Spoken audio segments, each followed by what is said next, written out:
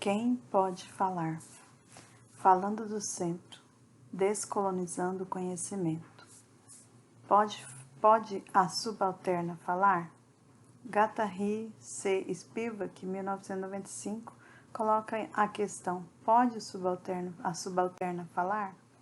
A qual logo responde: não, é impossível para a subalterna falar ou recuperar sua voz, e mesmo que ela tivesse tentado com toda a sua força e violência, sua voz ainda não seria escutada ou compreendida pelos que estão no poder. Nesse sentido, a subalterna não pode, de fato, falar. Ela está sempre confinada às posições de marginalidade e silêncio que o pós-colonialismo prescreve. Spivak usa a imolação de viúvas da Índia como um símbolo da subalternidade. A viúva indiana argumenta e é encarcerada dentro do colonialismo e do patriarcado, situação que faz com que seja quase impossível para ela ganhar voz. O ato de queimar a viúva na pira funerária do seu marido recém-falecido continua Spivak, confirma que ela está ausente como sujeito. Essa ausência simboliza a posição da subalternidade como sujeito oprimido, que não pode falar, porque as estruturas da opressão não permitem que essas vozes sejam escutadas, tampouco proporcionam espaço para a articulação das mesmas. Nesse ponto, Spivak oferece uma visão bastante significativa, questionando a noção de falar. Ao argumentar que a subalternidade não pode falar, ela não está se referindo ao ato de falar em si. Não significa que nós não conseguimos articular a fala ou que não podemos falar em nosso próprio nome. A teoria, em vez disso, refere-se à dificuldade de falar dentro do regime repressivo do colonialismo e do racismo. Alguns anos mais tarde, foi formulada uma questão similar, no contexto alemão. Sprich die Subalterne Dutch, da Steyer Gutierrez Rodrigues, 2003. O posicionamento de Spivak acerca da subalterna silenciosa é, entretanto, problemático, se visto como uma afirmação absoluta sobre as relações coloniais, porque sustenta a ideia de que o sujeito negro não tem capacidade de se questionar, combater os discursos coloniais. Esse posicionamento argumenta Benita Parry, Lomba, 1998, Apud Lomba, 1998, delibera surdez para a voz nativa, onde ela pode ser ouvida ou atribuída e atribui um poder absoluto ao discurso dominante branco. A ideia de uma subalterna que não pode falar, como explica Patricia Hill Collins, 2000, encontra primeiro a ideologia colonial de que argumenta que grupos subordinados se identificam de modo incondicional com os poderosos e não têm uma interpretação independente, válida na sua própria opressão, e, portanto, não podem falar. Em segundo lugar, a ideia de uma subalterna silenciosa pode também implicar a alegação colonial de que os grupos subalternos são menos humanos do que os opressores e são, por isso, menos capazes de falar que seus próprios nomes. Ambas afirmações veem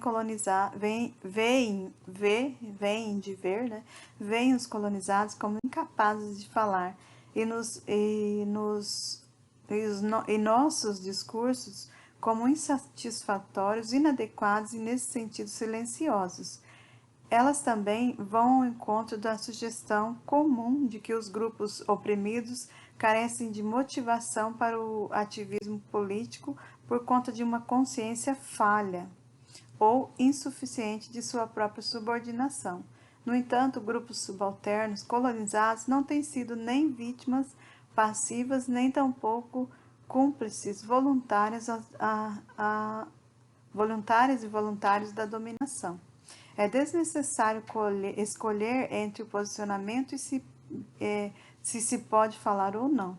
No entanto, Spivak alerta aos críticos e críticas pós-coloniais contra o romantismo dos sujeitos resistentes.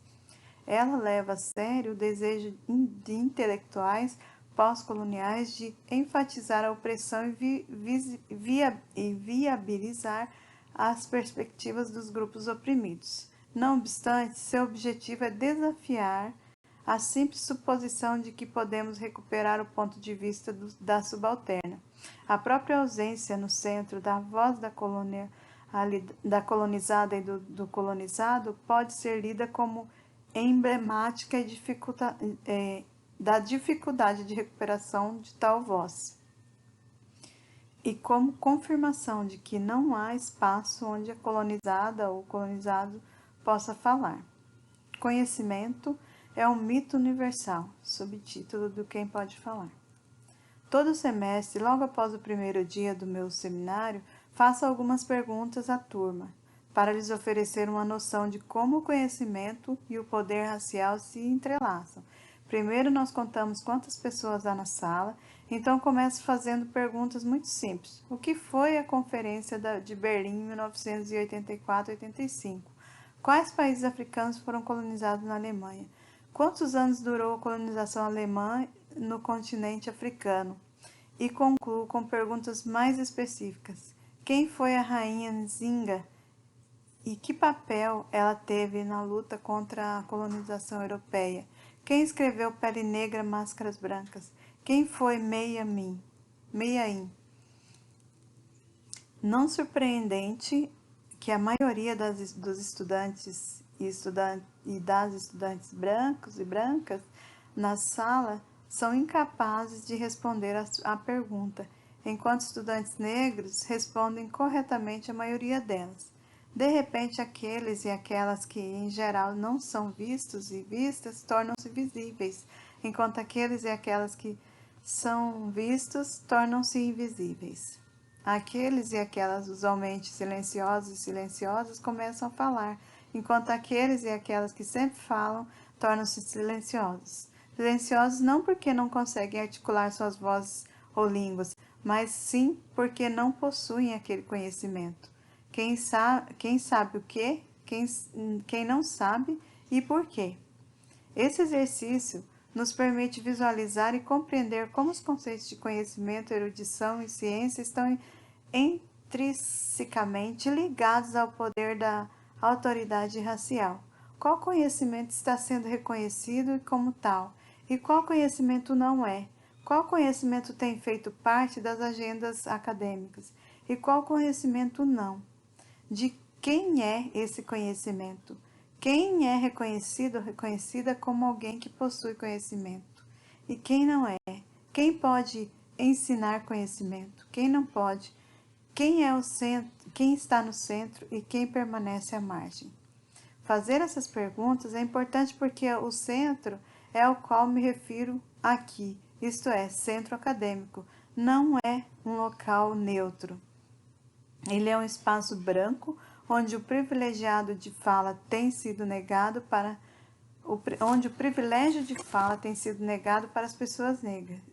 Historicamente, esse é um espaço onde temos estado sem voz, onde a academia, os brancos e brancas têm desenvolvido discursos teóricos que formalmente nos construíram como outros e outras inferior, colocando africanos e a subordinação absoluta do sujeito branco.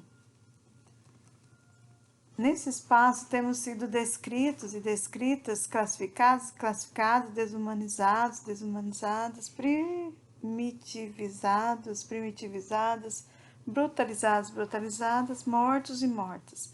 Esse não é um espaço neutro. Dentro dessas salas fomos feitos os objetos de discurso estéticos, culturais, predominantemente brancos.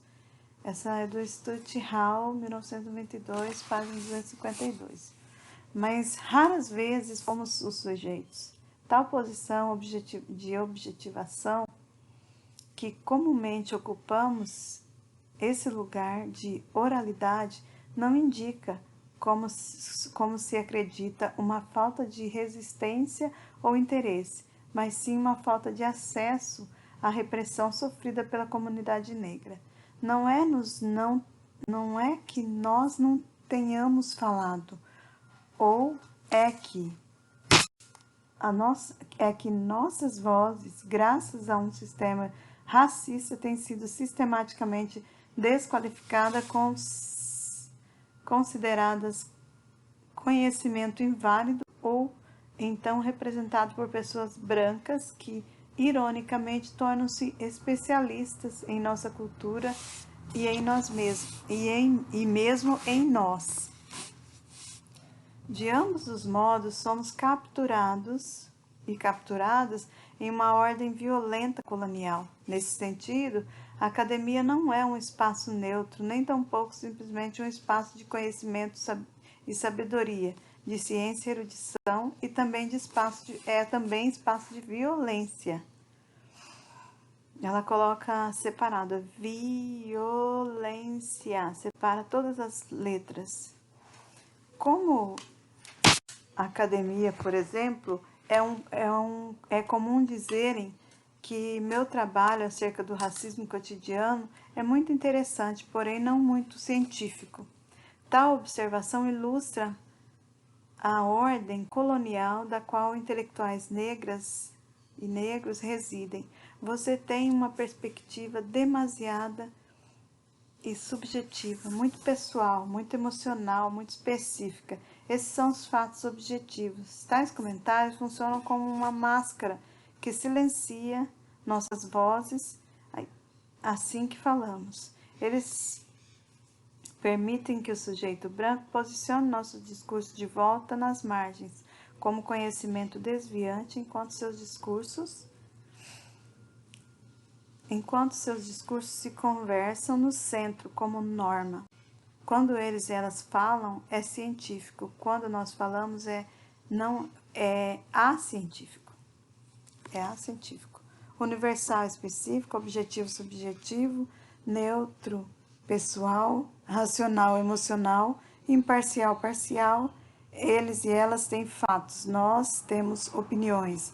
Eles e elas têm conhecimento, nós temos experiência. Essas não são simplesmente categorias semânticas, elas possuem uma dimensão de poder que mantém posições hierárquicas e preservam a supremacia branca. Não estamos lidando aqui com uma coexistência pacífica de palavras, como Jacques Derrida, 1981-41, enfatiza, mas sim com uma hierarquia violenta que determina quem pode falar. Conhecimento e mito da objetividade. Há muito tempo temos falado e produzido conhecimento independente, mas a assimetria pouco pode... Há muito tempo temos falado e produzido conhecimento independente, mas há assimetria de grupos no poder. Há também a simetria de acesso que os grupos têm a recursos necessários para implementar suas próprias vozes. Collins, 2000. Porque nos falta controle a tais estruturas. A articulação de nossas próprias perspectivas fora de nossos grupos torna-se extremamente difícil, se não irrealizável.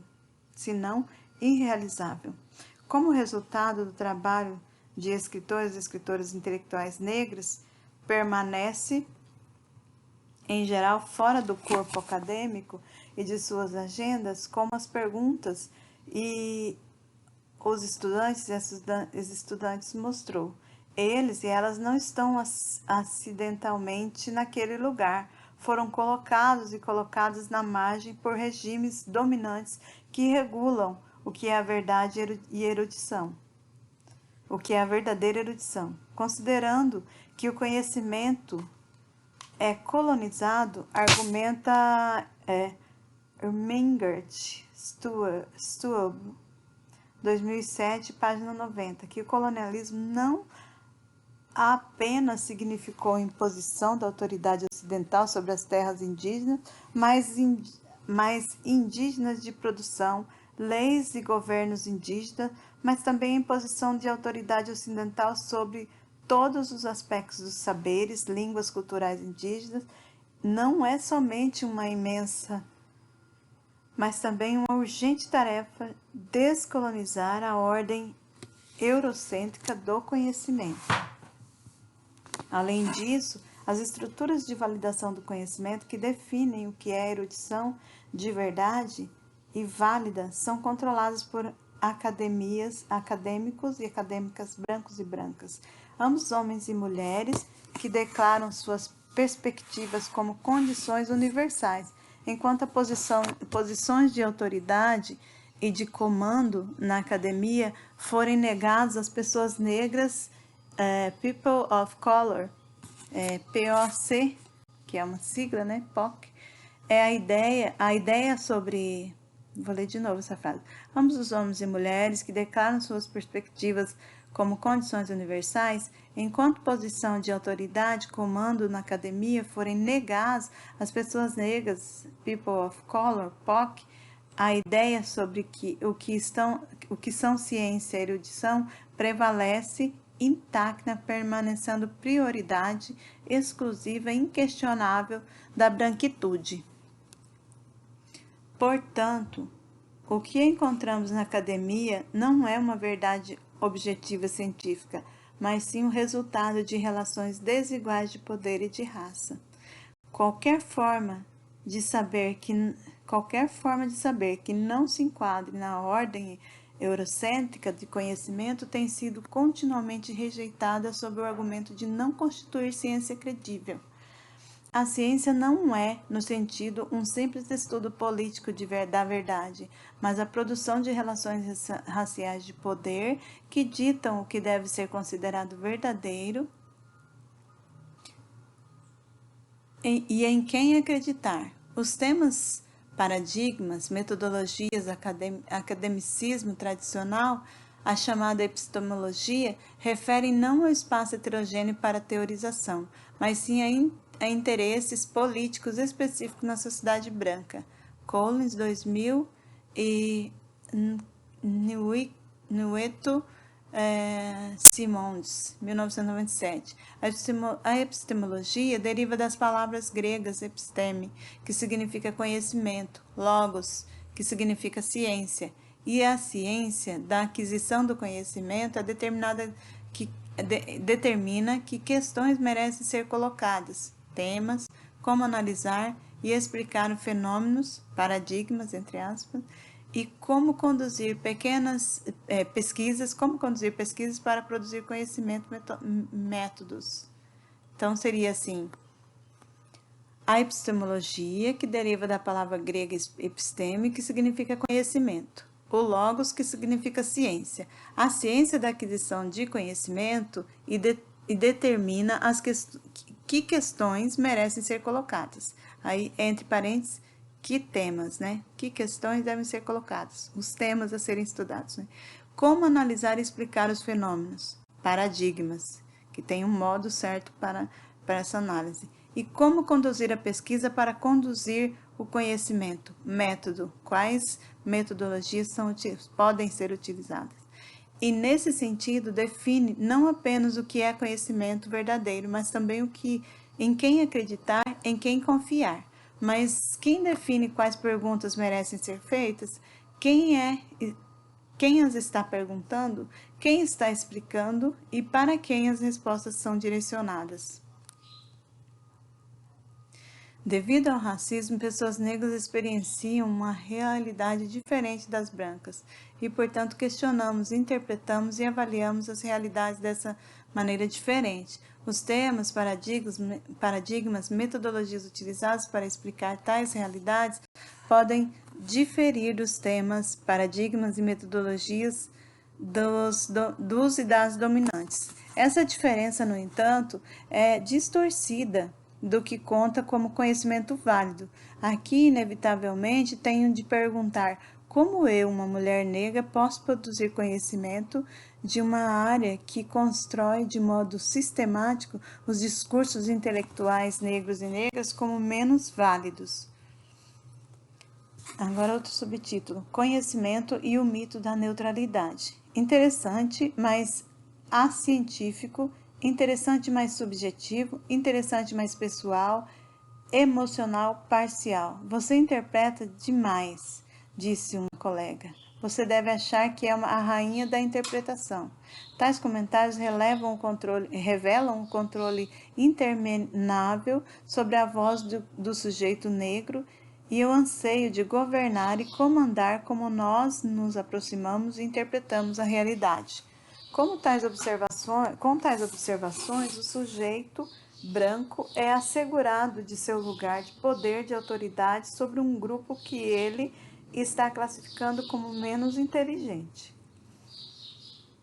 O último comentário, em particular, contém dois momentos cruciais. O primeiro é uma forma de advertência, que descreve o ponto de vista de uma mulher negra como a distorção da verdade indicada para através da expressão interpretar demais.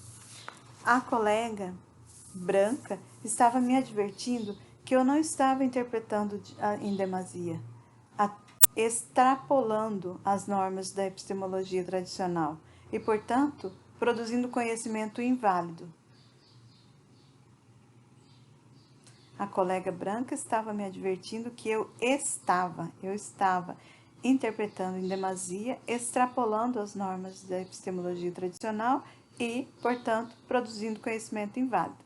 Parece-me que a afirmação interpretar demais tem a ver com a ideia de que o oprimido e oprimida está vendo algo que não deveria ser visto e a revelar algo que não deveria permanecer em silêncio.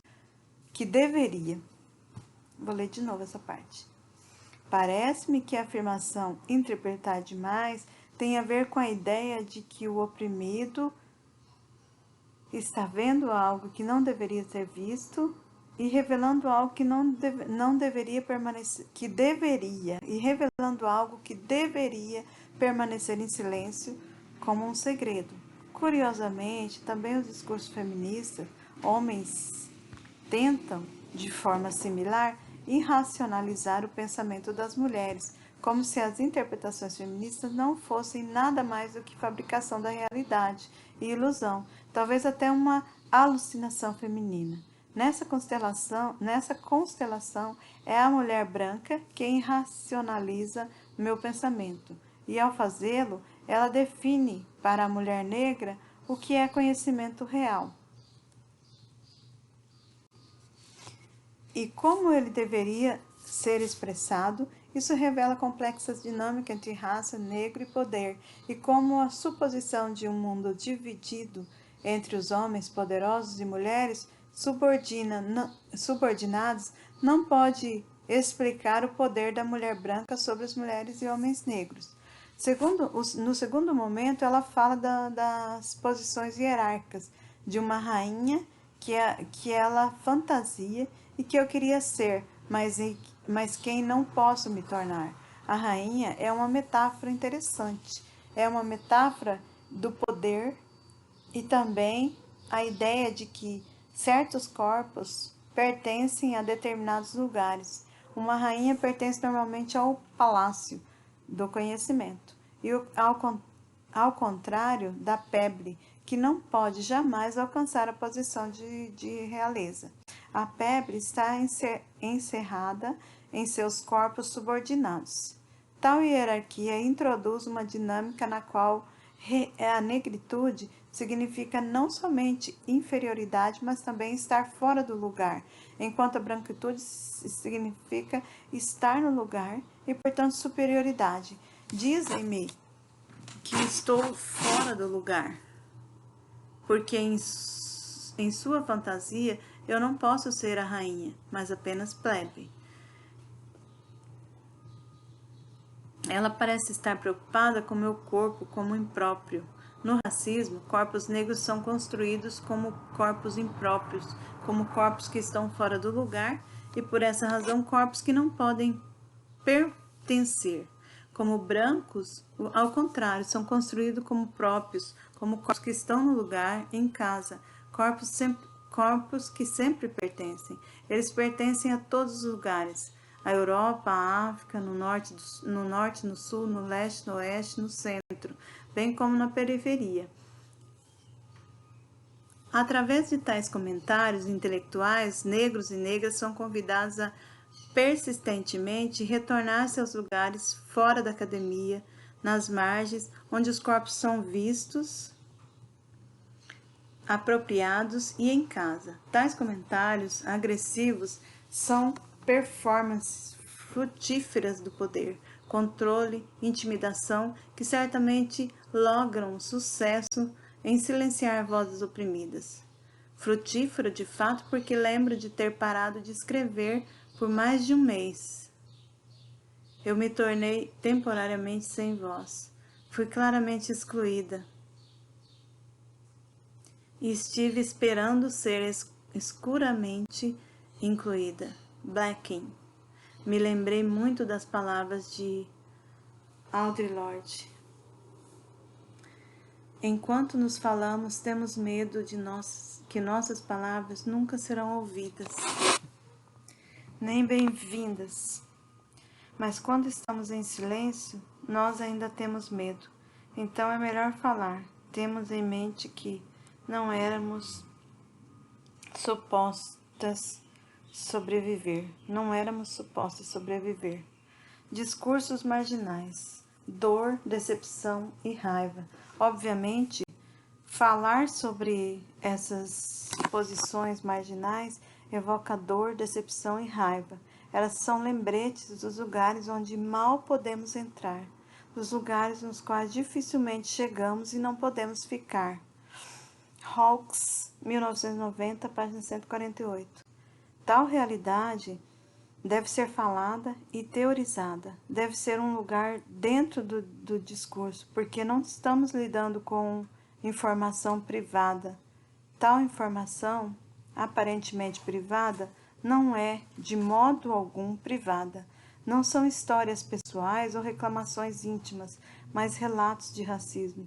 Tais experiências revelam a inadequação do academicismo dominante em relacionar-se não apenas com sujeitos marginalizados, mas também com nossas experiências, discursos, teorizações.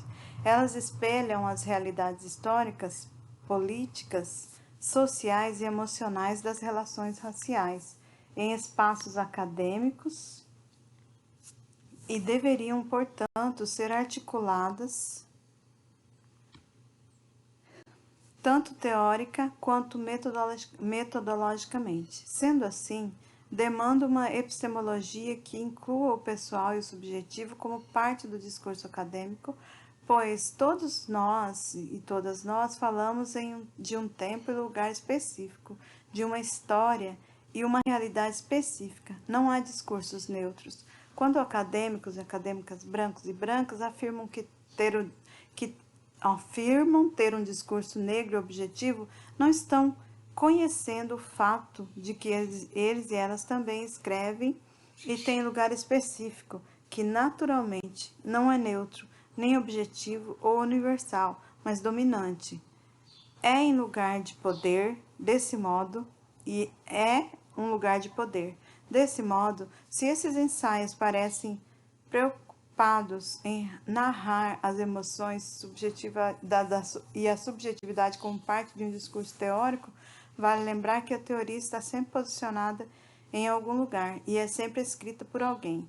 Meus escritos podem ser incorporados à emoção e à subjetividade, pois, contrariando o academicismo tradicional e os intelectuais e as intelectuais negros e negras se nomeiam, bem como seus locais de fala e de escrita, criando um novo discurso com uma nova linguagem. Eu, como mulher negra, escrevo palavras que descrevem minha realidade, não com as palavras que descrevem a realidade de um erudito branco, pois escrevemos de lugares diferentes. Escrevo da periferia, não do centro. Este também é um lugar de onde eu estou teorizando, pois coloco meu discurso dentro da minha própria realidade. Discurso das intelectuais e dos intelectuais negros e negras surge então frequentemente com um discurso lírico, teórico, que transgride a linguagem do acadêmico clássico. O discurso, que é tão político quanto pessoal e poético, como os escritos de Frantz Fanon e de Bell Hooks.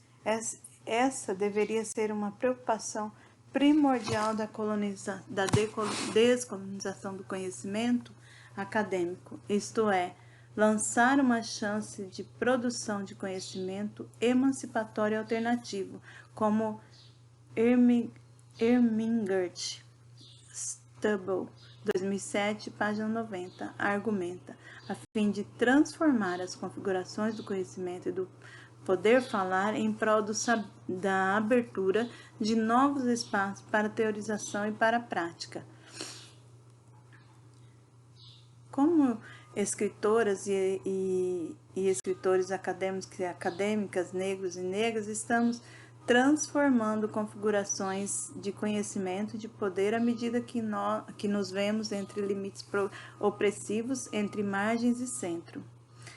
Essa transformação é refletida em nossos discursos quando produzimos conhecimento, argumenta Bell Hooks. Nossos discursos incorporam não apenas palavras de luta, mas também de dor e da opressão. E ao ouvir nossos discursos, pode-se também ouvir a dor da emoção contidas em precariedade. Precariedade, ela argumenta, de ainda sermos excluídos de lugares dos quais acabamos de chegar, mas dificilmente podemos ficar. Lembro-me do processo de inscrição do meu projeto de doutorado na universidade como um momento de dor. Ele despertou a dor vinda tanto das margens quanto da impossibilidade de entrar no centro. A inscrição tão problemática da minha passagem para o centro foi um longo e dúbio processo que parecia impossível superar e triunfar. Lembro-me de como a lista de documentos necessários para se inscrever mudava toda vez que o processo parecia estar concluído. Exigiam repetidamente novos certificados que não haviam sido listados nem sequer mencionados antes. Reuni-los consumiu um tempo, dinheiro imenso, para lá e para cá, e enviando faxes, solicitando documentos, à espera de documentos autenticados do meu país, traduzindo-os para o alemão e autenticando as traduções novamente. Afinal, disseram-me que nenhum daqueles documentos era realmente necessário, mas eu precisava fazer um teste de alemão. Foi a primeira vez que alguém mencionou que para ser matriculada como estudante de doutorado, eu teria que me submeter a um exame da língua alemã. Tal exame seria realizado 2 dias após o recebimento dessa notícia. Fiquei perplexa com o fato de que não havia tido isso antes. Pelo menos eu poderia ter me preparado. O teste, no entanto, não estava listado como uma exigência oficial para os candidatos e candidatos de doutorado. Disse isso a eles, em vão. 2 dias depois, encontrei-me sentada e despreparada numa sala enorme com dezenas de estudantes de todas as partes do mundo. A tensão foi grotesca. O teste determinaria quem poderia tornar-se estudante e permanecer na Alemanha e quem não poderia. Após o teste, procurei os regulamentos da universidade, pedi uma tradução e li atentamente todas as seções da Constituição. De fato, não precisava daquele teste. Não houve neutralidade, não houve objetividade, aquele espaço não era imparcial. Parecia que eu finalmente encontrara todas as condições necessárias para me inscrever. Quando finalmente tive meu último encontro com uma das diretoras do departamento de registro, ela sentou à minha frente, com meus documentos nas mãos, e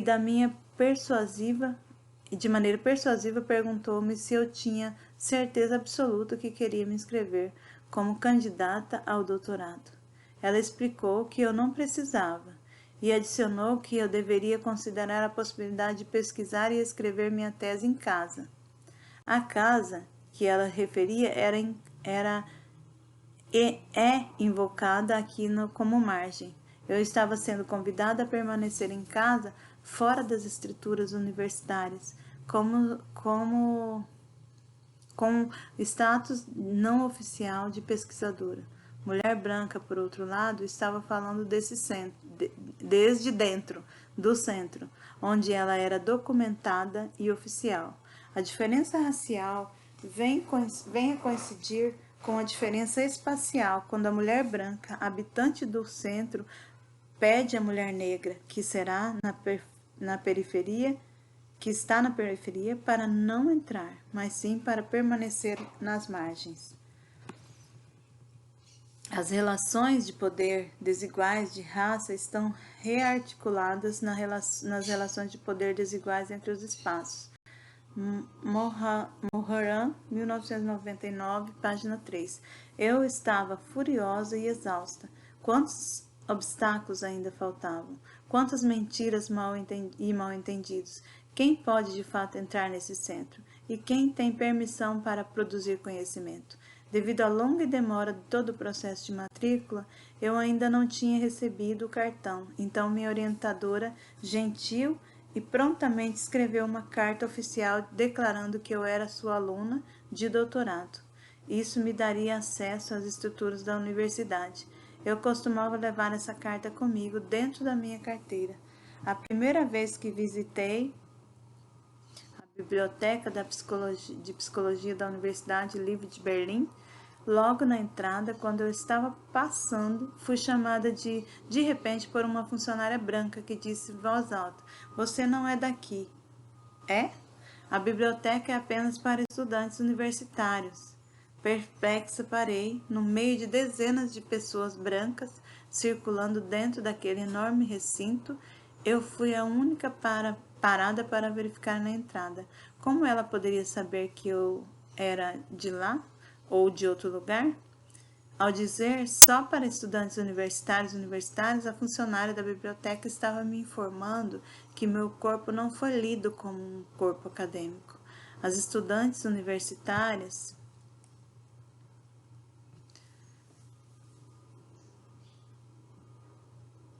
os estudantes universitários, quem ela estava se referindo, eram outros e outras brancos e brancas na biblioteca. Nos seus olhos, elas e eles eram lidos como corpos acadêmicos, corpos no lugar, em casa, como mencionado anteriormente. Eu respondi mostrando-lhe a carta que, como um passaporte, faria de mim um corpo no lugar. O papel permitiria que eu entrasse no espaço que minha pele não permitiria, que eu encontrasse um espaço que minha pele não permitiria ou não tinha permissão para entrar. Aqui, negritude vem coincidir não apenas com o fora, mas também com a imobilidade. Estou imobilizada porque, como mulher negra, sou vista como fora do lugar. A capacidade que os corpos brancos têm de se mover livremente naquele recinto resulta do fato de que deles estarem sempre no lugar, não marcando a branquitude, a MED 2000, não marcando a branquitude. A negritude, por outro lado, é significada pela marcação. Eu sou marcada como diferente, incompetentemente diferente. Você não é daqui, incompetente, somente para estudantes universitários e universitárias, e assim imobilizada. Você tem certeza de que quer registrar-se como aluna de doutorado? Aqui o outro subtítulo: Descolonizando o conhecimento. Escrever sobre o próprio corpo e explorar os significados do corpo pode, obviamente, ser visto como um ato de narcisismo ou de essencialismo, escreve Feli Neuwirth Simons, 1997. Eu concluí, contudo, que essa é uma estratégia importante usada por mulheres africanas e afrodiaspóricas para desconstruir a sua posição dentro da academia. Os episódios anteriores examinam não apenas a relação problemática entre a academia e a negritude, mas também a relação entre nós e a teoria social que proporciona nossas experiências incorporadas. Como Guattari Spivak, em 1993, página 3, explica em seu ensaio Marginally in the Technique Machine, que tais escritos pessoais são uma crítica persistente e desconstrutiva à teoria, um debate sobre a impossibilidade do corpo e as construções racistas sobre ele escaparem dentro da máquina de si mesmo, pois não se é simplesmente um peixe na água, essa água tem peso. E eu não posso ser, como sugere Bourdieu, eu não posso ser um peixe na água que não sente o peso da água e toma o mundo sobre si mesmo e toma o mundo como si mesmo natural. Eu não posso ser um peixe na água que sente o peso da água e toma o mundo sobre si como natural. O mundo que habito como acadêmico é um mundo branco. Discursos de hábito como acadêmica é um mundo branco. Discursos acadêmicos sobre o social. Vou ler de novo. O mundo que habito como acadêmica é um mundo branco. Discursos acadêmicos sobre o social construíram a negritude como outro e outra, inferior, de modo que, mesmo ao ser nomeada, a negritude contém um problema de relacionalidade com a branquitude. Neste mundo branco, eu sou um peixe de água doce nadando na água do mar. Eu sinto o peso da água no meu corpo.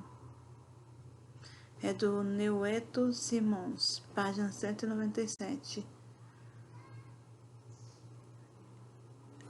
1997, página 226 e 227. Eu também sinto o peso da água. Durante o processo da matrícula, considerei diversas vezes deixar a Alemanha ou desistir do meu projeto de tese, alguns colegas negros e negras fizeram na época, como alguns colegas fizeram. Essa situação paradoxal descreve a dinâmica entre raça, espaço relatada acima. Eu tenho de sair do país para fazer trabalhos acadêmicos? Ou eu poderia ficar no país, mas fora da academia? Eu conseguiria administrar minha permanência no país dentro da academia? E quando ser uma das poucas intelectuais negras dentro dessa maquinaria branca quanto ser uma das poucas intelectuais negras dentro dessa maquinaria branca me custaria emocionalmente? Essas perguntas giravam constantemente na minha mente. Alguns anos mais tarde, eu ainda era a única estudante negra no meu colóquio e depois a única docente negra no meu departamento, uma das poucas em toda a instituição. Não posso ignorar quão difícil é para nossos corpos escaparem às constituições racistas sobre eles dentro da academia. Quando frequentava a universidade, lembro-me de ser a única aluna negra no departamento de psicologia por 5 anos. Entre outras coisas, aprendi sobre patologia do sujeito negro e também sobre o racismo. E também que o racismo não existe. Na escola, lembro de crianças brancas sentadas na frente da sala de aula, enquanto as crianças negras sentavam atrás. De nós, dos fundos da sala, era exigido que escrevêssemos com as mesmas palavras das crianças da frente, porque somos todos iguais, dizia a professora. Nos pediam para ler sobre a época dos descobrimentos portugueses, embora não lembrássemos de termos sido descobertos e descobertos. Pediam que escrevêssemos sobre o grande legado da colonização, embora só pudéssemos lembrar de roubo e da humilhação. E nos pediam que não perguntássemos sobre nossos heróis e heroínas da África, porque eles e elas eram terroristas e rebeldes, que a ótima maneira de colonizar, isto é, ensinar colonizados e colonizadas, falar e escrever, a partir da perspectiva do colonizador. Mas, sabendo que grupos oprimidos são frequentemente colocados na posição de ser ouvidos somente, se enquadramos na nossa ideia de linguagem que é familiar, confortável para o grupo dominante. Collins, 2000, página 7. Eu não posso escapar da pergunta final. Como eu, uma mulher negra, deveria escrever dentro desta arena?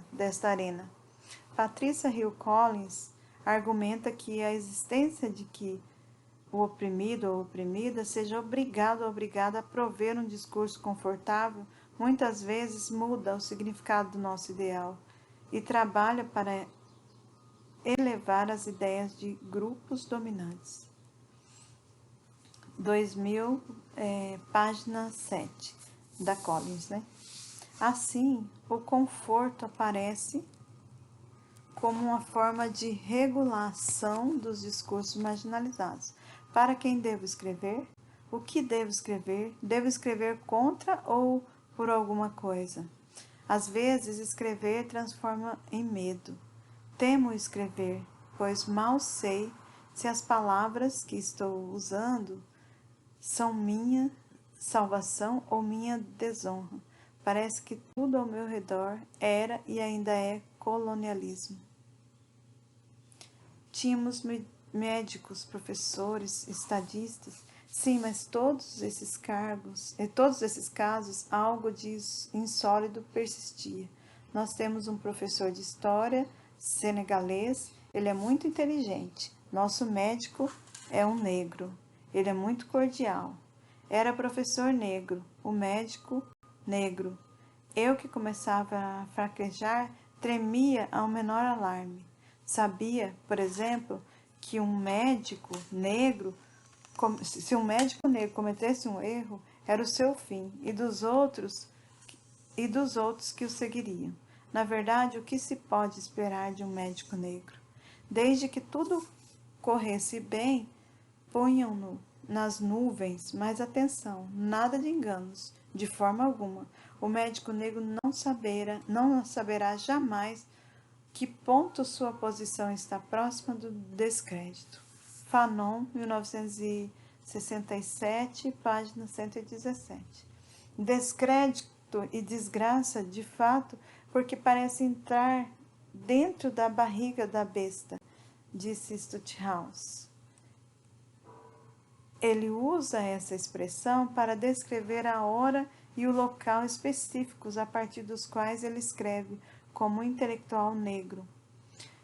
Essa é uma posição de enunciação. Nascido e criado na Jamaica, ele viveu toda a sua vida adulta na sombra da diáspora negra. Stuthouse, 1990, página 223. Dentro da besta, uma metáfora usada para designar Inglaterra. Estar dentro da besta anuncia, de alguma forma, um lugar de perigo, a partir do qual escreve e teoriza. Perigo de ser da margem e falar no centro. A margem e o centro. A margem e o centro de que estou falando aqui referem-se aos termos margem e centro como usados para... Essa margem e o centro é um subtítulo. A margem e o centro de que estou falando aqui referem-se aos termos margem e centro como usados por Bell Hooks.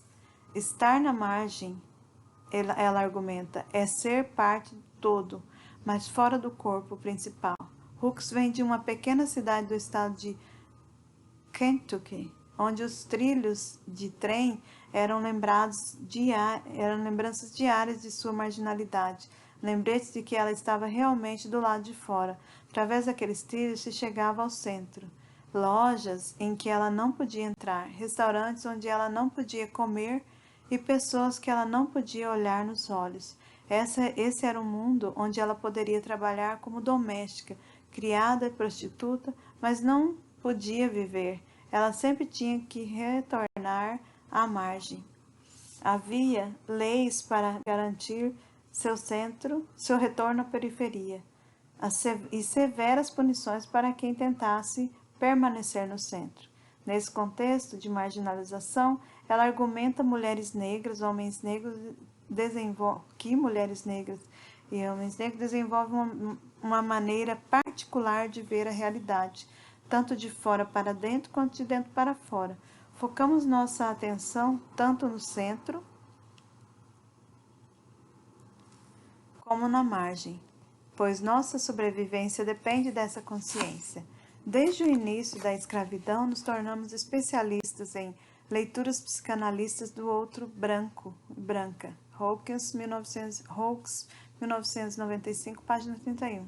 Em como a supremacia branca é estruturada e executada. Em outras palavras, somos especialistas em branquitude crítica e em pós-colonialismo. Nesse sentido, a margem não deve ser vista apenas como um espaço periférico, um espaço de perda de privacidade, mas sim como um espaço de resistência e possibilidade. A margem se configura como um espaço de abertura radical. Hawkes, 1989, página 149. E criatividade, onde novos discursos críticos se dão. É aqui que as fronteiras opressivas estabelecidas por categorias como raça, gênero, sexualidade, dominação de classe, são questionadas, desfiadas e desconstruídas. Nesse espaço crítico, podemos imaginar perguntas que não poderiam ter sido imaginadas antes. Podemos fazer perguntas que talvez não fossem feitas. Mirza, 1997, página 4.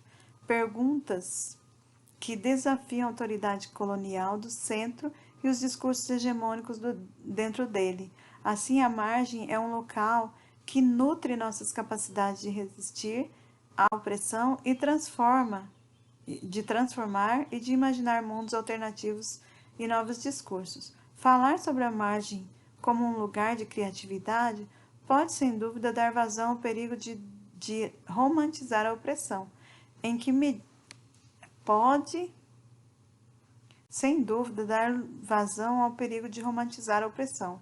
Em que medida estamos idealizando posições periféricas e, ao fazê-lo, minando a violência do centro? No entanto, Bell Hooks argumenta que este não é um exercício romântico, mas simplesmente reconhecimento da margem como uma posição complexa que incorpora mais de um local. A margem é tanto um local de repressão quanto um local de resistência. Hooks, 1990. Ambos os locais estão sempre presentes porque onde há opressão, há resistência. Em outras palavras, a opressão forma as condições de resistência. Um profundo niilismo e a destruição nos invadiriam se considerássemos a margem apenas uma marca de ruína ou de ausência de fala, em vez de lugar de possibilidade. Stuart Hall, por exemplo, diz que quando ele escreve, escreve contra. Escrever contra significa falar contra o silêncio e a marginalidade criados pelo racismo. Ele é uma metáfora que ilustra a luta das pessoas colonizadas para acessar as representações dentro dos regimes brancos dominantes. Escreve-se contra o sentido de se opor. Bell Hooks, entretanto, argumenta que se opor ou ser contra não é suficiente. Como escrevi na introdução, é preciso criar novos papéis de fora dessa ordem colonial. Isso é o que Malcolm X chamou de Malcolm X chamou de descolonização de nossas mentes e imaginações. Aprender a pensar e ver tudo com novos olhos, a fim de entrar na luta como sujeitos e não como objetos. citado por Hooks, 1994, página 7. Esse processo de inventar de novo, argumenta Bell Hooks, emerge quando o indivíduo entende como estruturas de dominação trabalham na sua própria vida, à medida que são desenvolvidos pensamentos, coincidências críticas, à medida que se inventam hábitos novos, alternativas de ser, à medida que se resiste a partir desse espaço marginal de diferença indefinido internamente. É o entendimento e o estudo da própria marginalidade que criam a possibilidade de devir como um novo sujeito.